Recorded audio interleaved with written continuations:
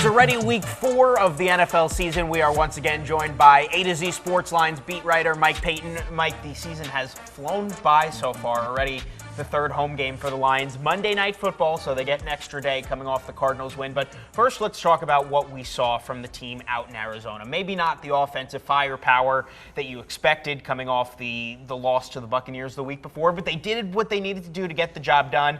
The defense looked pretty good, and the Lions are coming home 2-1. Yeah, offensively, I thought they looked a lot better, obviously, than they did the week before. Didn't have as many red zone trips, but when they did get down there, they actually scored this time. Much better than 1 for 7, 2 for 2. We'll take that. Yep, absolutely. 2 for 2 is good. Would have liked to have seen a little bit more in the pass game in the second half because Jared Goff was on fire in that first half. He went 12 for 12 and threw for 2 touchdowns. It looked really good. They sort of figured him out after that, but the run game was unbelievable. 186 yards between both Gibbs and Montgomery. They keep running the ball like that. There isn't a team out there that can stop them. And then defensively, I think that's probably the best defensive performance this team has had quite a while.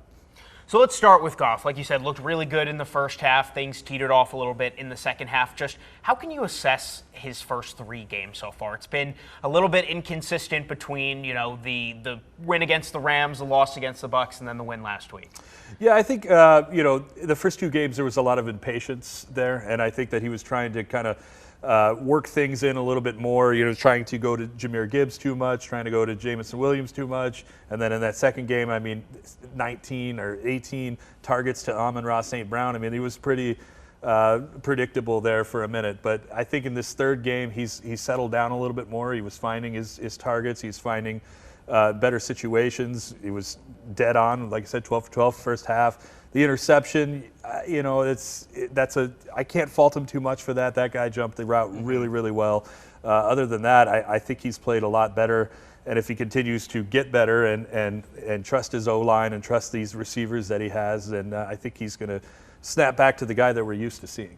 So we're going to jump around a little bit here because there's a lot to talk about. But working with the offense headed into Monday night's game, he's going to have a new center. Frank Ragnow not going to play this Monday against the Seahawks.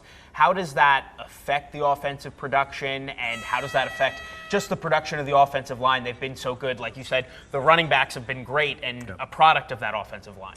Yeah, well, their offensive line is the best in the NFL, but every offensive line has a glue that holds it all together, and Frank Ragnow is that glue. So missing him is going to be a problem.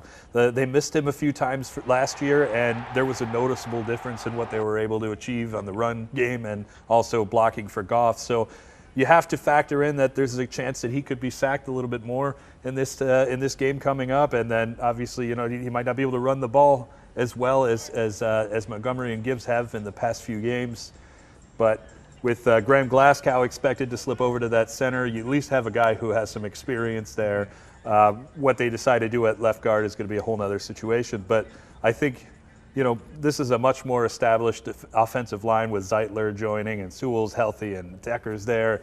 I think they'll be a lot better off than they were last year when they had to try things with the rookie and Colby Sorsdal and Coyote Awasika, and I think it should be a lot better this time. And then over on the defensive side of things, you said that it was one of, if not the best performance so far in 3 weeks. What specifically did you like from the defense that maybe you hadn't seen in the first 2 weeks? Well, I think the big thing is, and we've seen this over the course of the years with Dan Campbell and Aaron Glenn, they've had a hard time stopping mobile quarterbacks. They were able to keep Kyler Murray to just 53 yards outside of he had a big 20-yard run in the first drive. After that, he was shut down all day, couldn't run the ball. Every time he got out, they had a man there. They had a spy for him. They were trying to make sure that he couldn't extend plays. They did that really well, and that's something, as I mentioned, they had a big problem with. While I don't think Justin Fields is that great of a quarterback, he's really good at extending plays, and that's why they were able to do that so much against the Lions. And they finally fixed that issue, and that was huge for them. And I just think the play of their secondary, I did a film study on Kirby Joseph earlier today. Absolutely blown away with the anticipation and the awareness that he's showing on the field right now. He's having a Pro Bowl level season. Yeah, Kirby's gotten off to a great start. Someone who maybe has been a bit inconsistent, who you also did a film study on this week, Terrion Arnold, maybe ruffled some feathers a little bit, but upset some people there. But justified. What have you seen from him? Because there has been good, and there's also been bad. Well, I think that most people kind of misunderstood what I was saying there. And the whole plan was just to back him down a little bit. Don't take him out of the game altogether. Just back him down a few snaps and let him get used to the technique, because the problem that he's having is with these DPIs, these defensive pass interferences. He's had 4. That's the most in the NFL. That's in 3 games. He's already got, he has another face mask penalty. He's got the most flags of any defensive player in the league right now in just 3 games. That's a problem. And he's already been fined as well. And I don't want to see this kid continue to do these things, because they break the backs of the Lions defense. The opponent has scored on 4 of 5 of those penalties. So what I was suggesting was just backing him down a little bit and maybe try Kendall Vildor and have them kind of split the snaps. But other than that, I did a film study on Terrion. I really liked what I saw earlier on in the game. I think he had some really good stops against Marvin Harrison Jr. I think he handled him really well. Especially there was one shot in the end zone. He was able to break that up. But you just got to get used to those little things, change of direction, and you got to get over those DPIs. You got to get that stopped. And that really was a great piece. Check that out if you want more on Terrion Arnold on A to Z Sports. And one of the things it had me thinking about was, you have a Lions team that is Super Bowl or bust, and then you have a rookie player. So how do you balance that? He's going to get better with experience, but also, you don't really want him taking his licks, because this is a team that's here to win ball games on Sundays. Yeah, it's a hard thing to do, but when you're this early into the season, this is where you want to make your mistakes. This is where you want to try things. You'd rather have this fixed now than you would in November, December, January especially. So if you're going to try anything, if you're going to back them down at any point to kind of work on technique and work on, just getting rid of these penalties, this would be the time to do it. And I know I upset some people, but I was simply just saying, like back them down a couple of games and then get them back in there.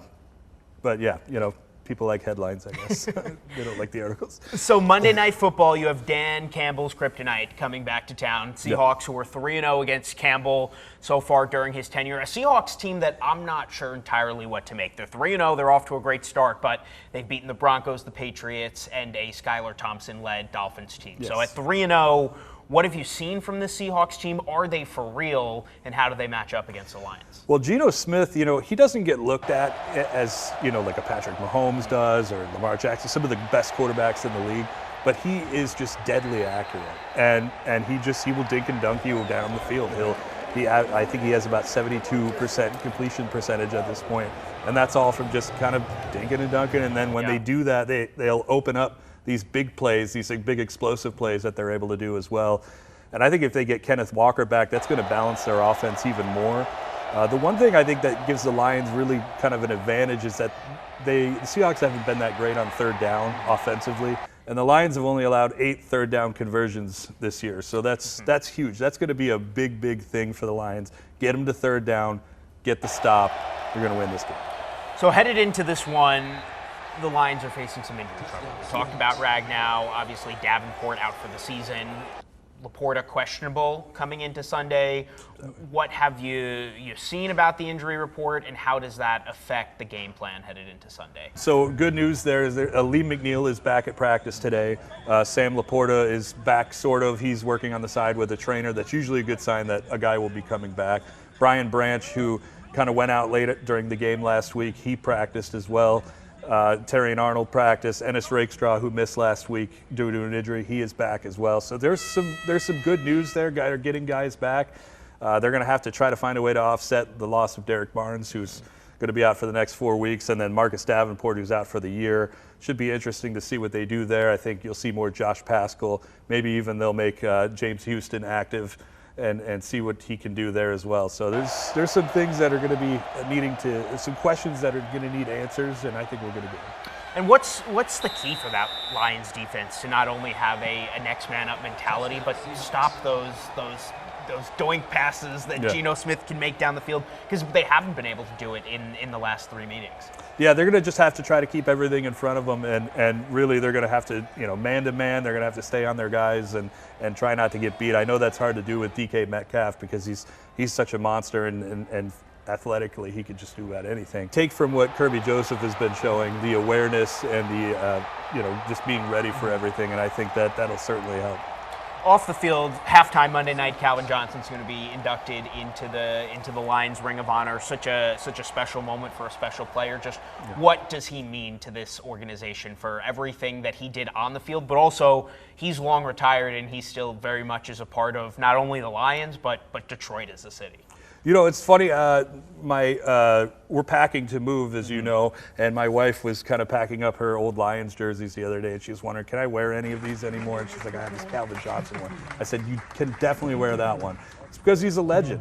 And when you have guys like that, like Barry Sanders as well, I mean, these are the guys that you just cherish forever, and they're always going to be part of this Lions organization. And anytime you go to a game or anything, you're going to see a Calvin jersey or a Barry jersey.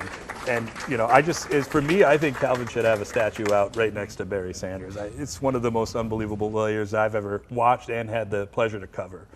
And then you mentioned jerseys. The most important question I'm going to ask right now, what do you think of the black jerseys? Lions going to debut their new alternates on Monday night. Well, I fought people all summer long because I love them, and I've always loved them. I love the ones in the late 2000s, and I think the big thing that for everybody was, well, that just reminds them of the 0-16 team. Well, the good news is that none of those players are going to be wearing these jerseys on Monday night. So I'm a big fan of the black jerseys. Love them. All right, so Monday Night Football, Lions, Seahawks. Seahawks undefeated. Will the Lions hand the Seahawks their first loss of the season? How do you see this one going down, and what do you think the final score is going to be? I think the Lions are going to take this one out, but I do not think it's going to be easy. I think they're going to win 38-35, and it's going to be a shootout. All right, Lions looking to start the season 3-1, get back at home before they hit the road for a little bit. Mike Payton of A to Z Sports, that's where you can check out all that stuff. The Kirby Joseph, Terrion Arnold, and a whole lot more. And we will catch up with him next week before the Lions are on their bye.